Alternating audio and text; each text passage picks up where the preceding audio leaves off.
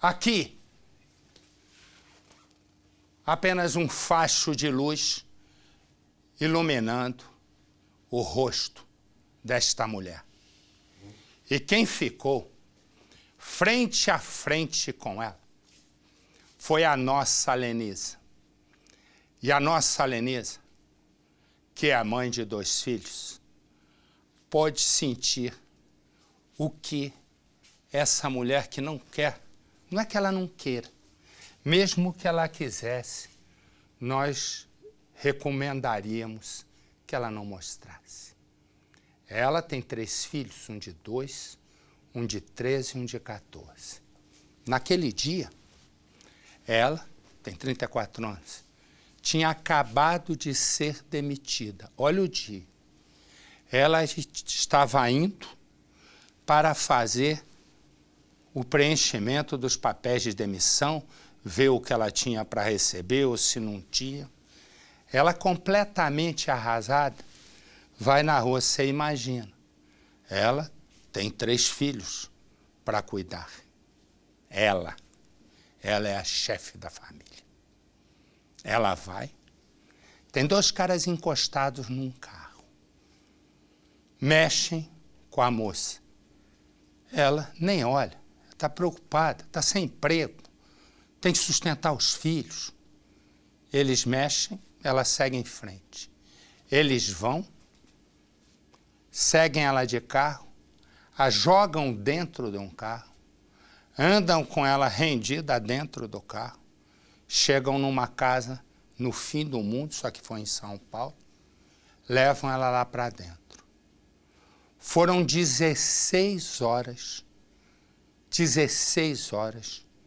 de tortura, espancamento e violência sexual. Ela só escapou da morte porque uma hora que eles deixaram ela ir ao banheiro, a janela, ela fugiu pela janela do banheiro. Ela saiu gritando por ajuda, pessoas que passavam a socorreram, ela foi para a delegacia. Mas melhor que eu continuar contando, é melhor deixar a nossa Lenisa, que sentiu exatamente na pele o que essa moça foi transmitindo para ela, porque não deve ser fácil, né? Você ser violentada, você ser demitida, está preocupada com o sustento dos seus filhos e vem 2 sujeitos e fazem isso. No país que eu inventei, eles iam para a pena de morte, julgamento. Não tem esse julgamento daqui a 20 anos, não. Ia ser no país que eu inventei, o sujeito em 24 horas estava julgado. E ponto final. Se, evidentemente, as provas foram sem claras como essa. 24, esse negócio de um instituto, a perícia vai demorar 30 dias. A perícia ia ter peritos, condição de trabalho, equipamentos modernos, não ia ser o que sofrem esses peritos. Se sofrem aqui em São Paulo com salário e falta de condições de trabalho, imagina pelo Brasil afora. Ia ser em 24 horas, o cara estava no corredor da morte e ia ser morto. A questão é, esse é um país que eu inventei. Infelizmente, o nosso país é muito brando na punição, o que nos traz vergonha e desencanto. Põe a Lenisa no Cidade. Uma rotina completamente transformada. Essa vítima viu sua vida virar de ponta cabeça. Aos 34 anos e mãe de 3 filhas, de 2, 13 e 14 anos, ela conta que foi estuprada, agredida e viu a morte de perto. Você teve medo de morrer? Ah, tive. Depois de ter passado todo tipo de sofrimento, essa mulher ainda sentiu a pior das dores quando conseguiu voltar para casa. Ela, que amamentava a filha caçula, teve que parar por conta da medicação que ela agora é obrigada a tomar. A bebê ficou sem o leite da mãe. Essa foi a parte pior, porque ela pedia, né, mamar, e eu tinha que mostrar que o médico fez o curativo para enganar ela. para enganar ela, porque eu já tinha tentado fazer várias coisas já, e ela não largou, não parava de mamar. E aí foi quando eu cheguei e falei, a mãe não vai poder mais te dar mamar, e mostrei para ela lá, nossa, Dodói, eu falei, Dodói. E aí comecei a dar mamadeira para ela, de noite, ela ficou uns 2, 3 dias sem dormir, porque como ela dormia mamando, então às vezes ela esquecia e me pediu mamar, eu também já não dormia, né? A vítima tinha acabado de atravessar toda essa passarela. Na verdade, ela tinha sido demitida e precisava fazer o exame demissional. Depois que ela desceu todo esse espaço, passou por aqui, ela estava bastante triste, cabisbaixa, preocupada. Perdeu o emprego e não tinha outro em vista para sustentar as 3 filhas. Quando ela passava exatamente por aqui, sem olhar para os lados, ela chegou neste ponto. Daqui ela avistou que tinha um carro estacionado, um carro vermelho.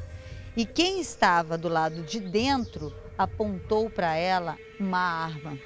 Ou melhor, ele levantou a camiseta, mostrou que estava armado e exigiu que ela entrasse dentro do veículo. Dentro do carro havia 2 criminosos. A vítima não teve opção, entrou no carro.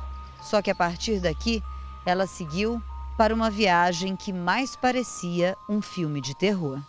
E ele foi com a cintura e falou, entra no carro que a gente só quer brincar um pouco. Nisso eu entrei no carro, né? E eles me levou. Eu lembro desse lugar porque meu pai trabalhou lá como segurança, lá, acho que é Caiubi. Então eu só me lembro, até ali sentada eu vi. Só que quando chegou uma certa entrada ali da padaria, ele mandou abaixar. E lá eu percebi que ele fez bastante volta. Foi bem horrível, porque esse que estava comigo do banco de trás era bastante ignorante. Ele estava armado? E bem ignorante. O que ele falava? Bem ignorante. Ele falou, a gente só quer brincar, não fala nada, não faz nada. Eu falei para ele, eu não vou fazer nada mesmo, porque eu tenho 3 filhas. Pelo amor de Deus, vocês podem fazer o que vocês quiserem, mas só me deixa com vida, porque eu tenho minhas 3 filhas. Depois que a vítima entrou no carro, o criminoso que estava com a arma apontada para ela sentou ao lado da mulher.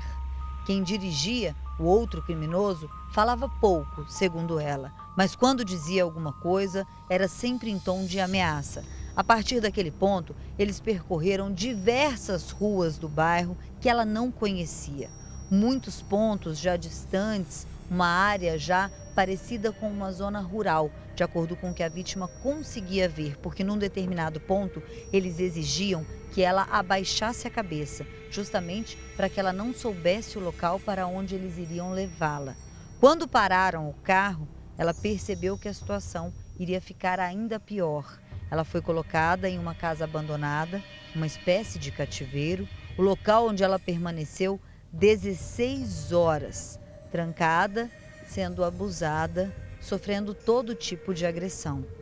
E ela não podia em nenhum momento dizer nada que desagradasse os criminosos, porque ela percebeu que ali o risco era iminente.